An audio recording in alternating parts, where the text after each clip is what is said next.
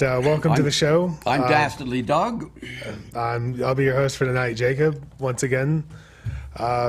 And I think we're going to start with a few reminders of our upcoming events. If, Doug, you could take care of that. Yes, sir, I can. Upcoming events, the Sunbury River Festival. Okay, that's coming up on Saturday the 16th. Okay. The Pennsylvania State Atheist / Humanist Conference will be the 29th of this month through the 31st of this month. And the Adams County Heritage Festival will be coming up September the 21st of this year. Upcoming meetings are our Lebanon meeting, which will be on the 13th of this month, the Harrisburg meeting, which will be on the 14th, the Chambersburg meeting, which will be on the 19th, the Perry County meeting, which will be on the 21st of this month, the Lancaster meeting will be on the 27th of this month, and our next meeting here in sunny old downtown York, Pennsylvania will be on the 6th of next month, 6th of September, and that'll be Saturday in the UUC Church on South George Street. Okay, and we're around the back of the church in the carriage house. We start at 10 o'clock in the morning. We run till about noon, and we welcome any guests or anyone that's interested. Back to you. Yeah, and a quick note, the Perry County meetup will be our first one in Perry County, so hoping for a good turnout to that. And we'll be in Duncannon, Pennsylvania. Yeah, we're sort of spreading out all over the place here, and a lot of people will say that, oh yeah, you should go away. Well, instead of going away, there's more of us, because we've shown that more people are interested in what we have to say. Right. Now I got a bit to talk about tonight. We'll be talking about the aforementioned conference that's at the end of the month, as well as the launch of Atheist TV, a 24/7 atheist broadcasting television channel. But first, I wanted to talk about one other thing that made a few headlines over the last couple of weeks. It started when someone from NASA came out and said that they expected to find extraterrestrial life within the next 20 years, which actually sounds a bit overly ambitious, and I doubt it's going to happen, really. Optimistic, yes. Yeah, it's overly optimistic. Well, then again, so Kennedy was being overly optimistic in the 60s, so... Yeah. But in a kind of a strange turn, Ken Ham of Answers in Genesis published an article saying that the search for extraterrestrial life was part of man's rebellion against God. I don't know. Well, actually, he later then went on to say that it's supposed to be somehow our attempt to prove evolution. Never mind that evolution has already been proven and creationism disproved. But I think one thing that's a couple of things that are kind of funny about this statement is, actually, if we were to find extraterrestrial life and it was exactly like us, that would actually, I could see apologists using that as proof for God. Oh, yes. Because if we were to find life, the odds of us actually finding of life on other planets being exactly like us is so diminishingly small that you could actually conclude that there is a God that's creating all things in his own image, if we found something like that. Now, of course, if in all likelihood we won't find something like that, but if we were to, that would actually almost be evidence for God. And I'm also reminded of the idea that this is somehow a rebellion against God is completely untrue. I'm sure there's a lot of astronomers at NASA that do believe in God. I mean, There's even evolutionary biologists who believe in God. It has nothing to do with that. But I'm also but the idea that, the whole assertion that it's supposed to be rebellion against God is nonsense. And I think we don't, like, when we look towards the stars and we look towards exploration, it has nothing to do with us saying, well, we're out there to disprove God. It's, as Neil deGrasse Tyson said in the last episode of Cosmos, he said something to the effect where when our ancestors began walking upright, it's when they were no longer forced to look at the ground, but were able to look up and to wonder. Mm-hmm. And I think that was actually the sentence that Oklahoma actually censored. But it was a very poetic quote. And that's really how I feel. It's like you can't help but look out at the galaxy, at the universe, and wonder. I think it's a natural reaction for us, don't you think? Yeah. I mean, it follows quite logically. I mean, it just flows in your mind. Right. Especially with the vastness. And there was actually one quote I wanted to read about space travel and our desire for it. Now this is out of the book A Pale Blue Dot by Carl Sagan, where it was written in the 80s when he was looking forward towards what the future of space travel might be, which I would recommend this book highly, A Pale Blue Dot, to anybody. Well, first of all, Carl Sagan is such a wonderful writer. He's definitely an inspirational, and this book also contains a lot of very vivid images from deep space telescopes. I would recommend any and every book that Carl Sagan writes or has written. Sorry, he's not writing anymore. Right. But what I really wanted to talk about was what I was going to read here was the introduction to this book. The introduction is called Wonders, and it's a very beautifully written page. I'll just read it here. We were wonders from the beginning. We knew every tree of tree for 100 miles. When the fruits and nuts were ripe, we were there. We followed the herds through their annual migration. We rejoiced in the fresh meat through stealth, feign, ambush, main force assault. A few of us cooperating, accomplished what many of us, each hunting alone, could not. We depended on one another. Making it on our own was as ludicrous to imagine as was settling down, referring to our very nomadic time. Working together, we protected our children from the lions and the hyenas.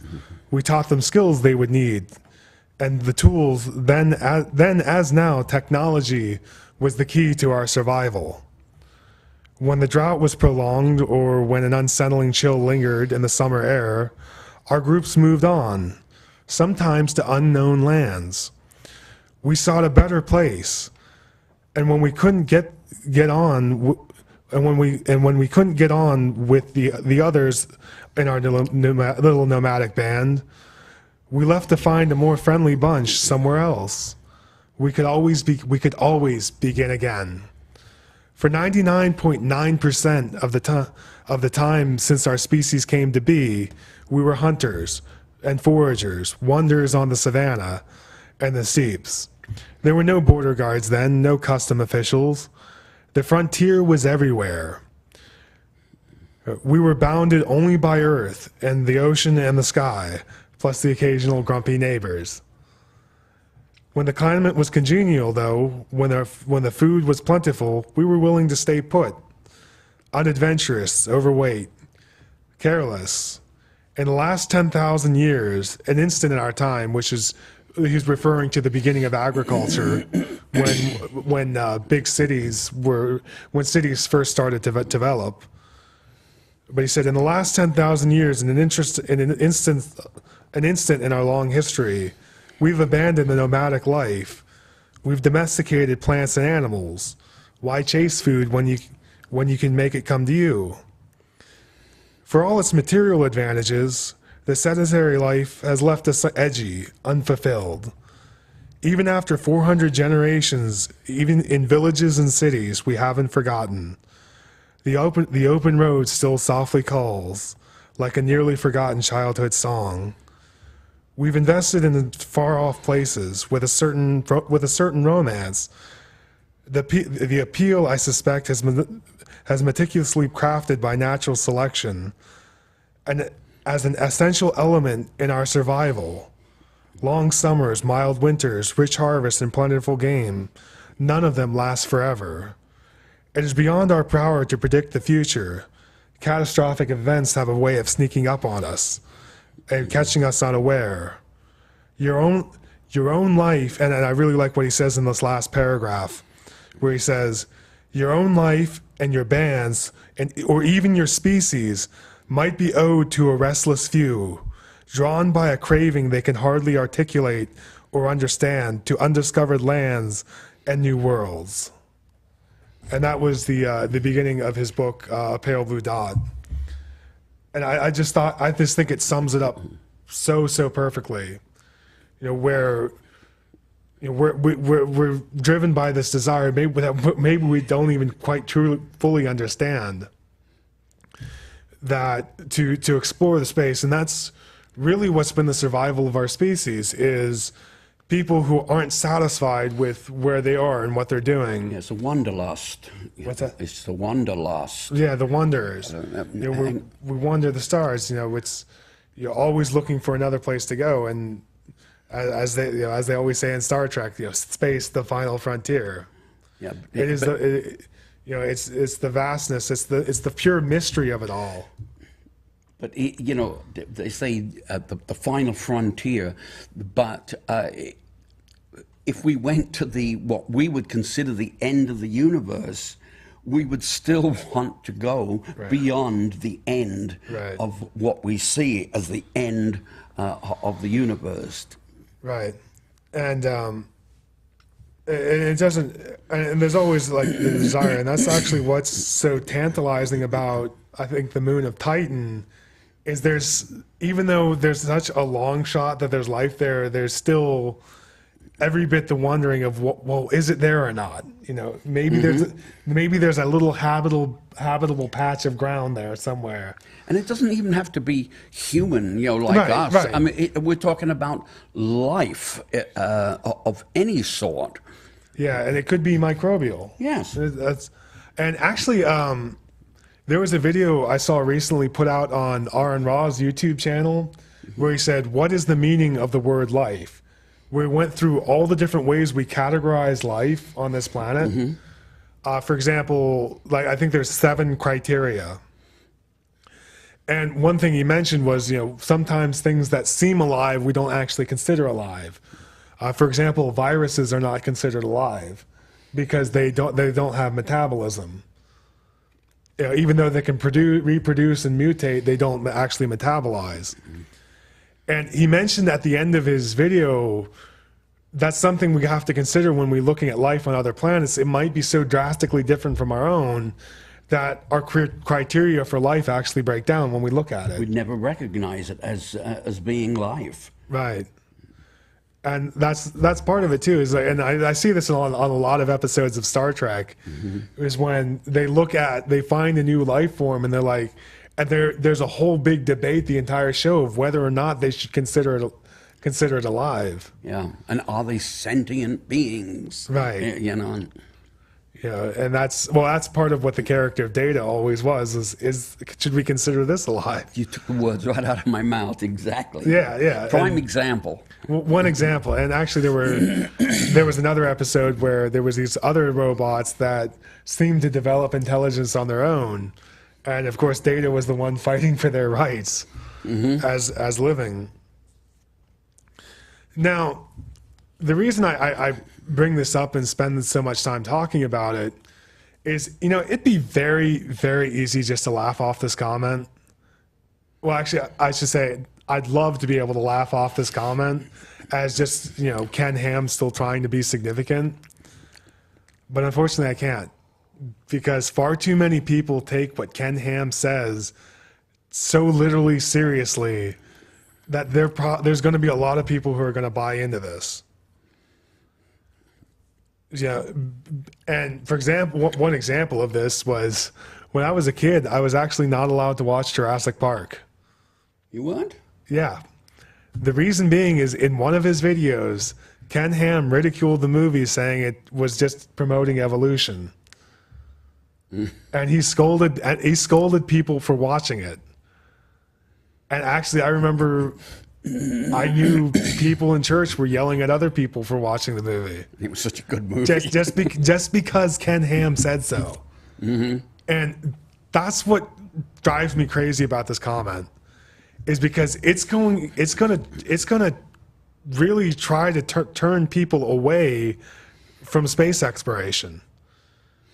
It very well might. There might be a kid out there somewhere who's really fascinated with space, but when their parents read this comment by Ken Ham, they're going to take all those books away from them, saying this is just part of man's rebellion against God.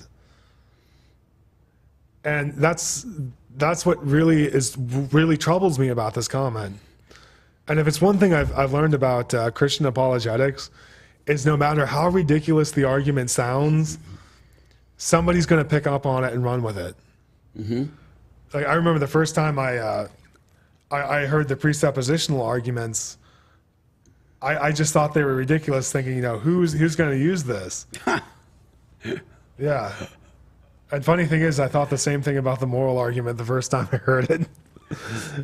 And now I'm like, I hear it ad nauseum. I'm going, how could anyone make this argument? Or what was the other argument I was thinking about? We were talking about earlier before the show, where there's a couple of apologists out there trying to say that Christians are responsible for modern science. Mm-hmm. When it's pure nonsense, but because... Exactly the opposite. Yeah.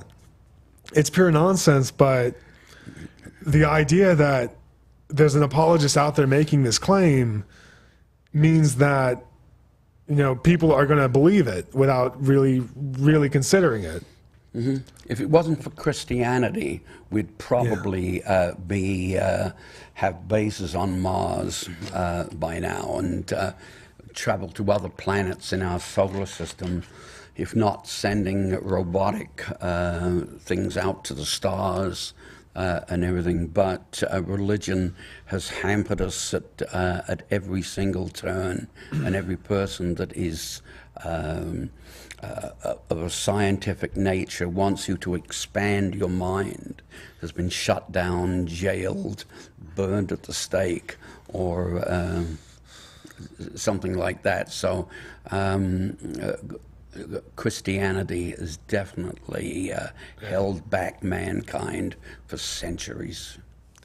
Right. And one thing he also said in the article was, well, the weird part about this whole comment too was then he later backpedaled and said that the Bible isn't clear about whether or not there is extraterrestrial life. So what was his problem in the first place? It doesn't say there isn't one, but he also says that all aliens are going to hell. Yeah. Well, because he said the Bible's clear that Adam's sin affected all of the universe, but apparently you have to be a descendant from Adam to obtain salvation. So that means that anybody living not any extraterrestrial life is going to be going to hell.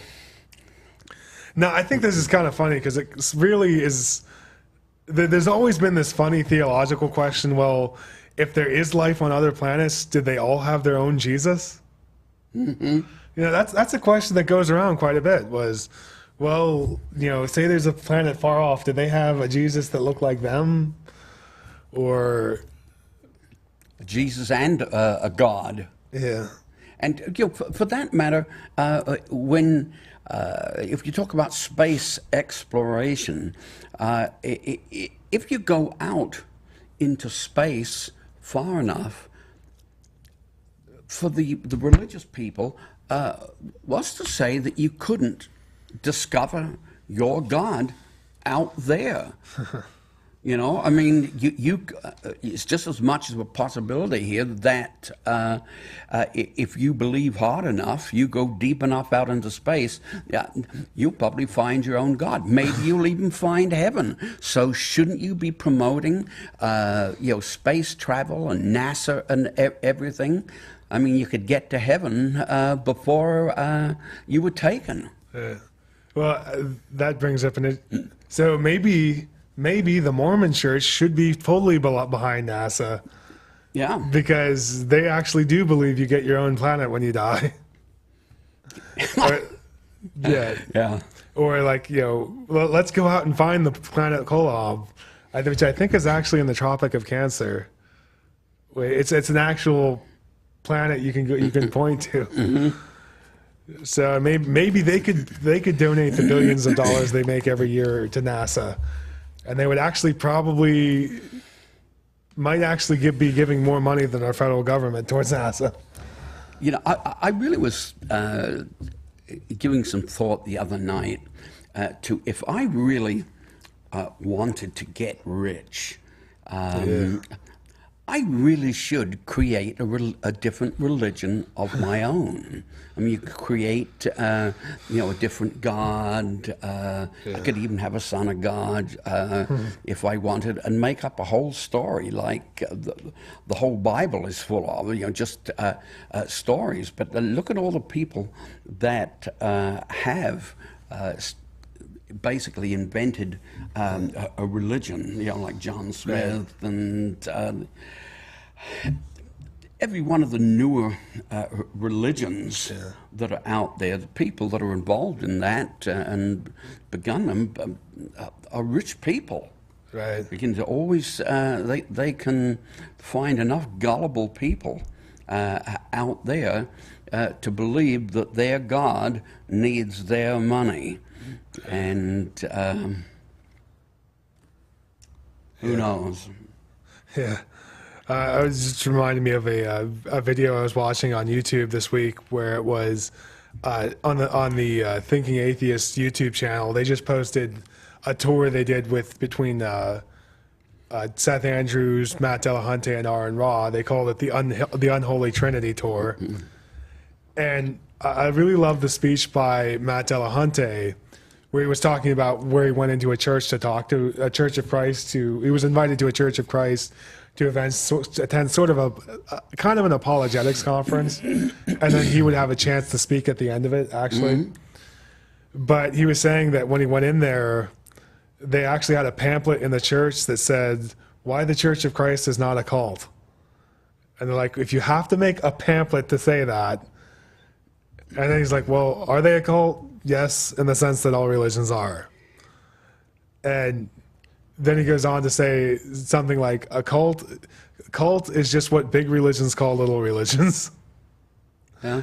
And I thought that was a fairly good comment where it's like, yeah, it's pretty much right. Well, I suppose that all really religions start off as small cults. Right. And they just get more and more members. And I mean, Christianity was a cult when it first started. Yeah, I mean, for the first couple hundred years, they were always on the defensive about just being another mystery religion. Yeah. But I really got to move on. I spent a little bit more time on this topic than I anticipated.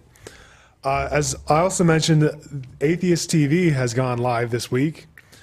You can either catch this on live streamed over the internet at atheist.org, and that's the American Atheist website, or you could get it through the Roku streaming service. Roku, the streaming devices range between, I think, around $40 to $100, depending on how high quality you want to go with them. but the one advantage with the Roku device is you can actually access their entire archive of TV shows on their service. And what it is, as I said, it's a 24/7 TV station dedicated to atheist programming. Now, this includes a number of things. For example, it shows footage of the 2012 Reason Rally in Washington, D.C., for those of you who didn't get to go. Yeah, I didn't. No. No, I was sick at the time. It would take me about, unfortunately, I wasn't quite identifying as an atheist when that happened. I think I saw something, they're in the middle of planning another one. I don't have any details about that, but it will be, they are looking to do another one. And I think at least it's going to be a couple years away.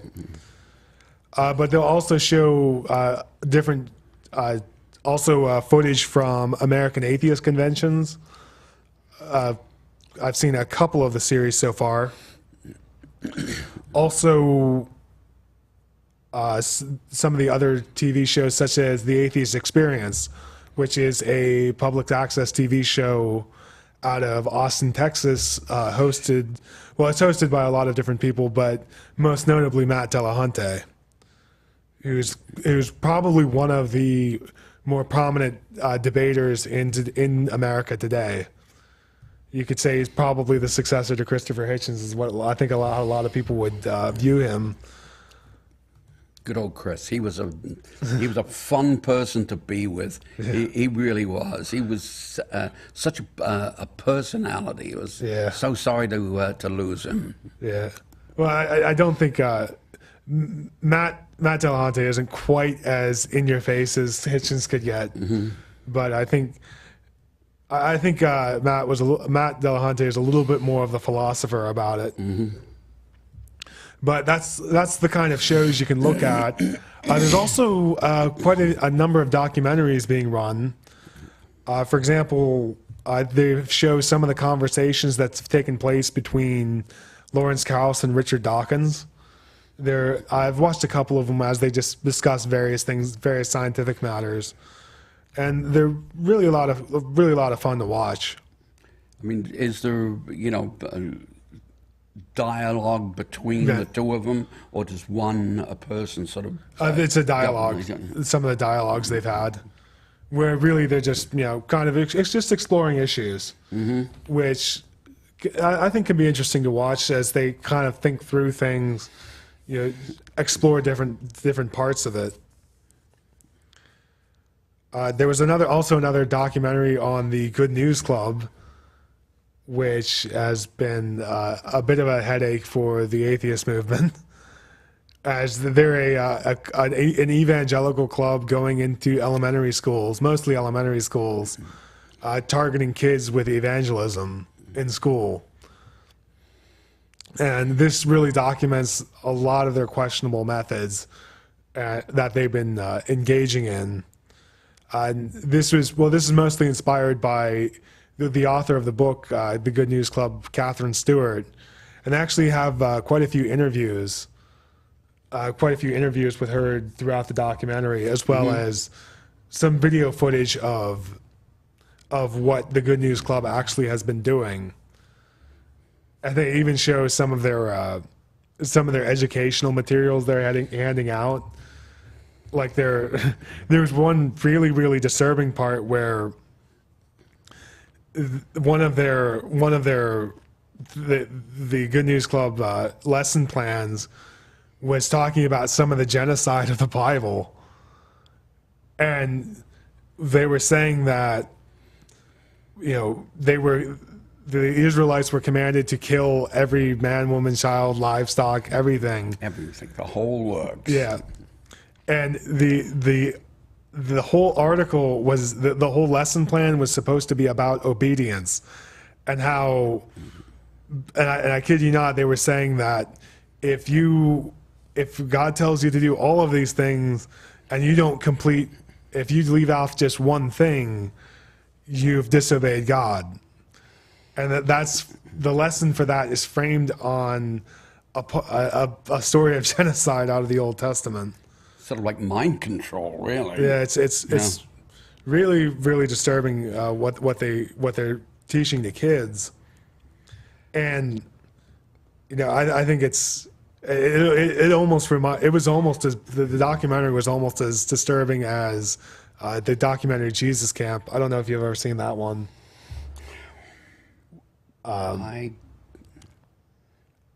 Sounds vaguely familiar. Okay, it's just the way they go after children in this way is where they were basically just terrorizing the children. Yeah. And yes, I remember that. That's about what they do in the Good News Club. As far as also they bribe kids with candy to go out and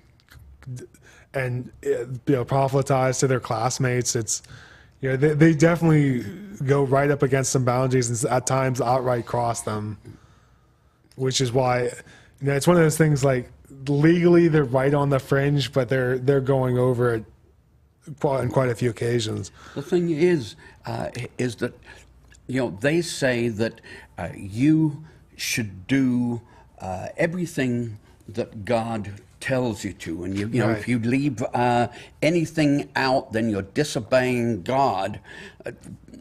But who tells you that it's really God that's speaking to you? How is God communicating that he wants you to go out and kill everyone in this village and all the dogs and cats and everyone? I mean, how do you know that it is God that is doing this? Right. Maybe it's the devil. And because he would tell you to do the same sort of thing, right? According to the Christian religion. Yeah. So you're sort of damned if you do and you're damned if you don't. Okay. If you go out and you commit this genocide, how can you be sure whether or not it is God, your God, or the devil that's telling you to do it? You can't win. Right. And actually, in the early days of Christianity, one of the ways they tried to rationalize their similarity to all the other pagan cults was to say that the devil created all those cults after interpreting the prophecies and seeing it coming. And someone's like, well, couldn't we just say Christianity is another one of those? And maybe, maybe the devil made that one too, and Islam is the right one.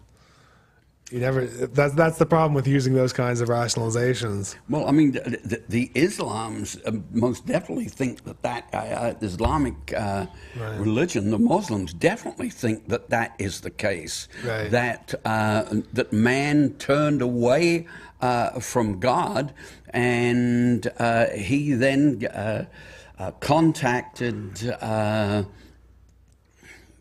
now I can't remember his name. Who's the founder of the Muslim religion, Muhammad.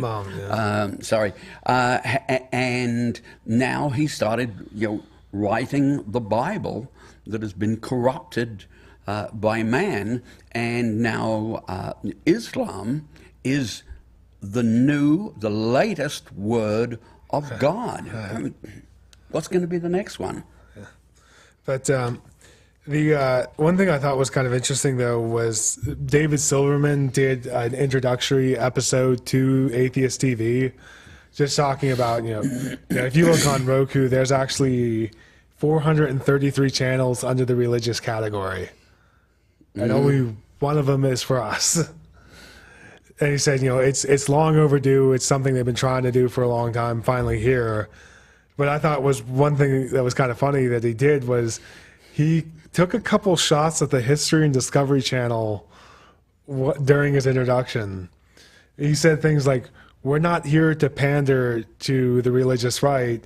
And he shows the History Channel's series on the Bible, where they literally pander to Christianity. Even most of the professional scholarship and archaeology have thoroughly debunked the Bible. And he was also talking a bit about the Discovery Channel and ghost hunters.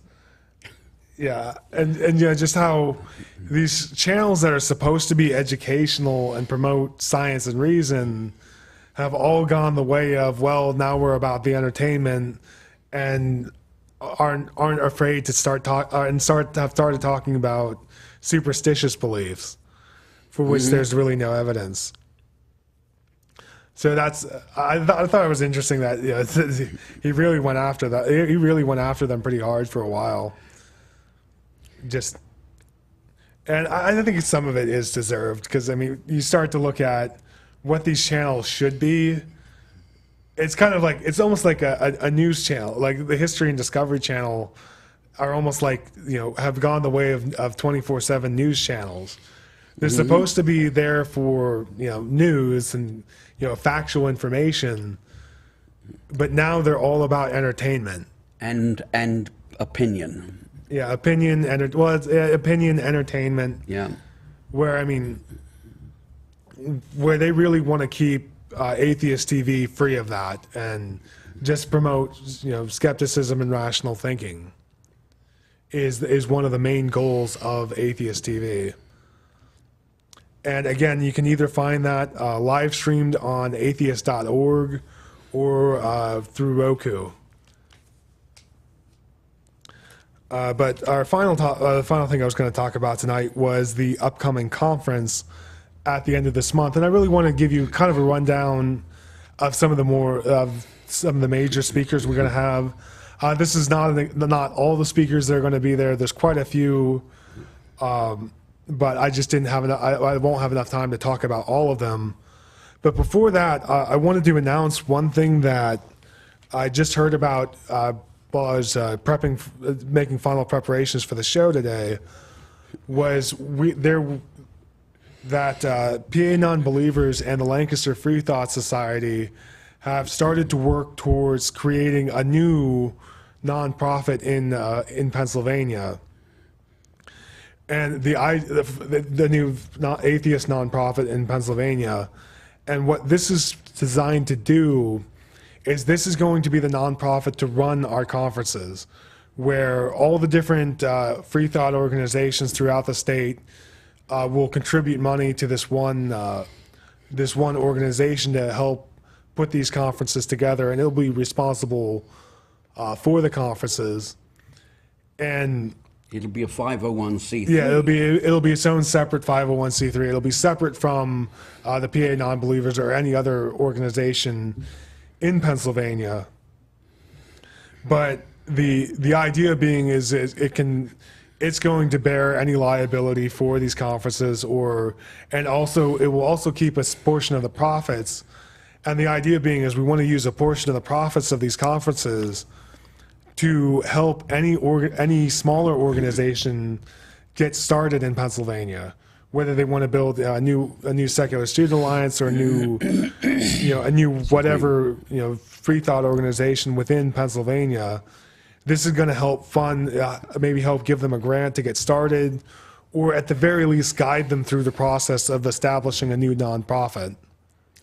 And advise them of the pitfalls that are out there and that sometimes await them. I mean, we've been going through this now for 14 years, and we have seen some of the barriers that get thrown in our way and other people's way that are non-believers or a similar sort of organizations. So we'll be able to help you out so you can sort of avoid those pitfalls. Right, and that's the overall idea. It's just it's trying to bring all the organizations together to try to help for both the conference, which is meant to promote all the organizations in Pennsylvania, as well as really bring everybody together. I mean, we all have our own things that we try to do as individuals, but we also want to work towards a larger goal in Pennsylvania. And that's what this new nonprofit is meant to do. Now, there is an online funding website If you want to donate to help get this organization started, you can find it at www.gofundme.com/atheistpa. That's gofundme.com/atheistpa. If you want to contribute to helping this new organization get off the ground. And that's a front slash. What's that? That's a front slash. Fun. Yeah. But moving on, the annual PA Atheist Conference will be at the end of this month in Pittsburgh, and we've got a very good lineup, I think, this year. Starting off with Anna Laura Gaylor from the Freedom from Foundation. The Freedom from Religion Foundation really handles a lot of the lawsuits and is one of the biggest defender of the separation of church and state. They have a lot of lawsuits in the work. Actually, I think a good portion of them are against the IRS, because of all the exemptions and loopholes they're giving religion. The big one they won last year was they actually won the lawsuit to repeal the housing allowances that clergy get. Now it's being appealed right now, but they're going through the appeals process. But they could very well win this one. And what it is if you're a clergy in the United States, you can have a portion of your income declared as housing allowance, which is tax exempt. Time to become a clergy. Yeah, and another problem with this is their definition of clergy is so loose it can mean practically anything. In fact, they even tried to say that Dan Barker could be considered clergy, even though he hasn't been a clergy for so long, and he's very much against it. And of course, they couldn't make that argument for Anna Laura Gaylor, who's a third-generation atheist.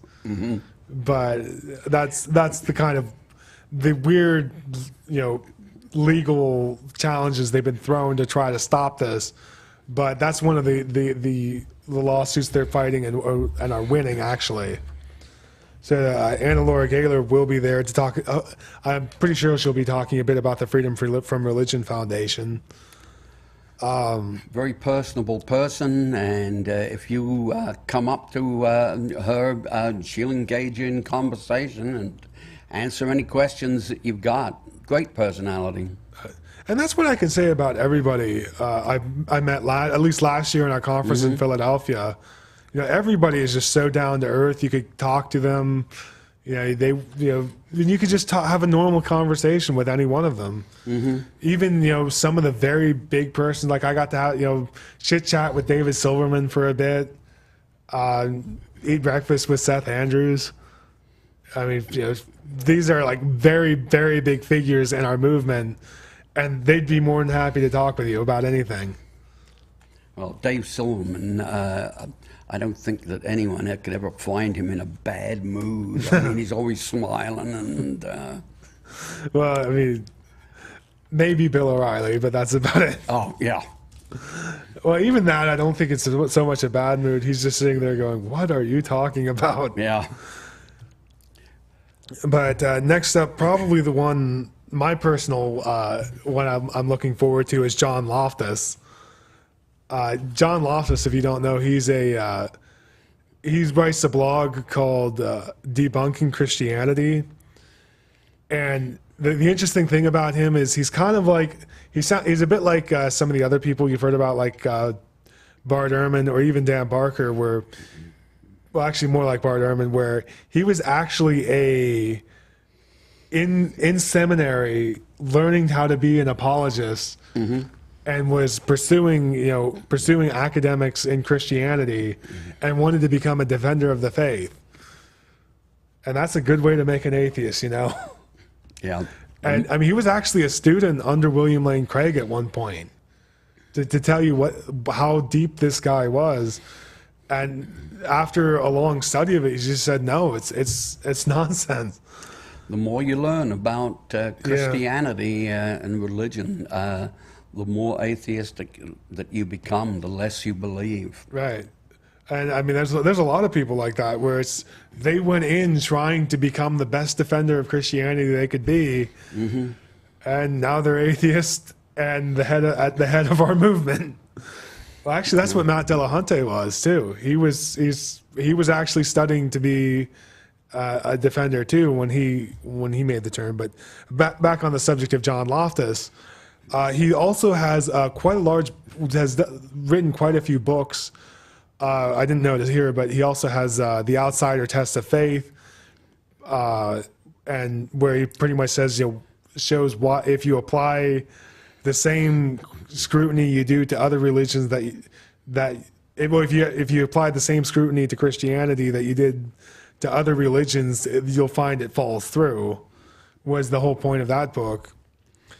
He also was the editor of the book The Christian Delusion, which was a compilation of many authors pretty much showing a rundown of why all the evidence for Christianity just isn't there, citing experts in several different fields, from biblical scholars, archaeologists, philosophers, all of that.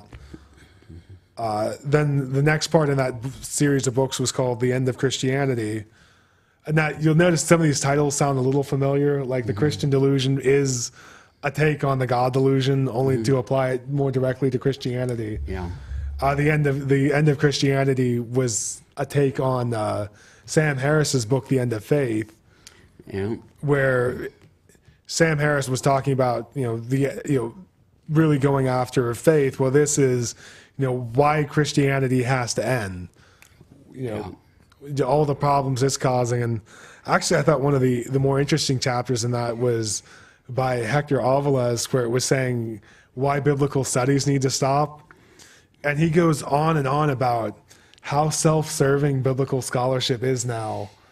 And it's gotten to be such an embarrassment that we just need to stop it. But I'll probably talk about some of these other books in later shows. Christianity's not...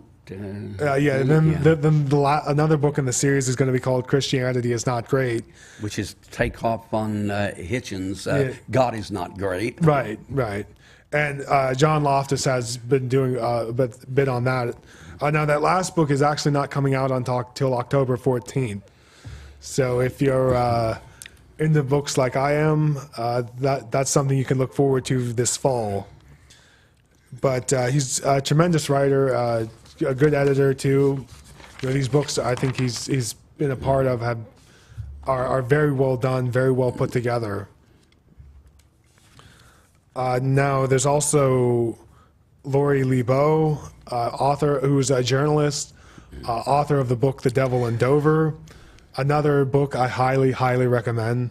It details the 2005 court case Kitzmiller versus Dover, where intelligent design was declared to be not science and not permissible in science classrooms in Dover, Pennsylvania. And it was a very well done book. And one thing I love what she talks about in the book was one of the slogans of modern day journalism is, they say, fair and balanced, which normally they aren't. Yeah, like Fox News used to be. Yeah. But one thing she actually criticizes that notion, saying there's times when an opposing opinion just doesn't warrant consideration. And she was saying, as a journalist, there are things she wanted to say against a position that she wasn't allowed to, because they want this fair and balanced. But it's like, no, she wanted to put out a book to say, the cold hard facts about this case and how dishonest the intelligent design movement was. Can we just pause it there for a second here, just to tell you before we run out of time here, that the next Free Thought Forum is going to be on the 26th of this month, okay, and Pam Zerber is going to be our guest. And if Jim, you could take a cutaway to the book, Atheists in America, she'll be discussing that, and also the contributions that she made to it. Okay, so that will be on August the 26th, Tuesday at 6 p.m. And sorry to interrupt you there. No, that's right. I definitely wanted to cover that before the end of the show to give you an idea of what's coming up next episode. And what Atheist in America is, it's really a compilation of many different essays from just normal, everyday people from around America writing about atheism. So we'll definitely have something to look forward to, and Pam will go into more detail of that next week. You've seen Pam on the show many times over the years, like that. She's a very intelligent person, good conversationalist, and we'll be happy to see her. Right. Back on. It'd be nice to have somebody else on our show. I'm sure you guys are getting tired of looking at us too.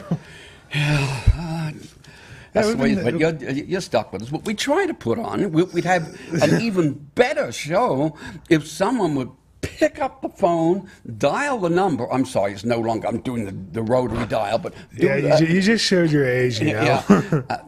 And call in and give us some comments, ask us some questions like that, and participate in the show. We promise we will not send the atheist squad out to get you like that, and you don't even have to tell us your name if you don't want to like that. So, like I said, remember, this is a live call-in show. But just to finish up here, other speakers will be Jerry DeWitt, who was at our conference in Philadelphia. Always fun to listen to. I sometimes call him an ex-preacher, but I have to correct myself because he's still very much a preacher. He was a pastor for many years, and Pentecostal preacher even. And it's funny to hear him talk because he will get very, very preachy, and it's just how he is. He doesn't know how to do it any other way. But there's nothing wrong with that. I think it's definitely something that's needed. You can get riled up, you can get excited when you're talking. There's no reason to not. We're not Vulcans here, I think that's one of the stereotypes about us and also his book Hope After Faith was actually a very good read as well. One of the more interesting autobiographies I've read of people in the movement, where he's just talking about his life as an evangelical pastor.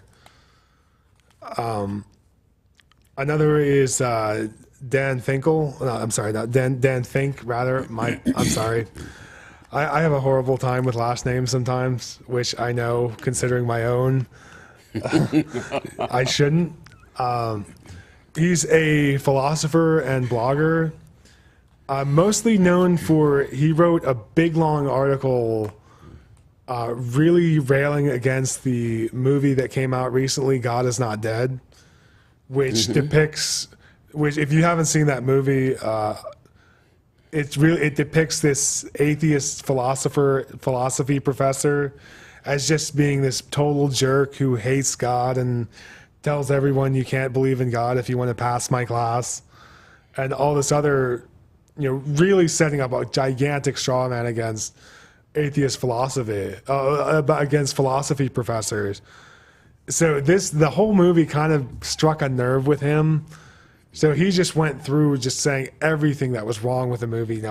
No philosophy isn't about that. They don't tell you what to think. They talk about how to construct arguments and break down and pull apart arguments and how to discuss them. They don't tell you, oh, God isn't real. So that's one of the one person who will be there. There'll also be Jamila Bey, who's a journalist and has done a lot for the African American community within within atheism. And apparently, she was also a professional football player at one point in a women's league. Oh yeah.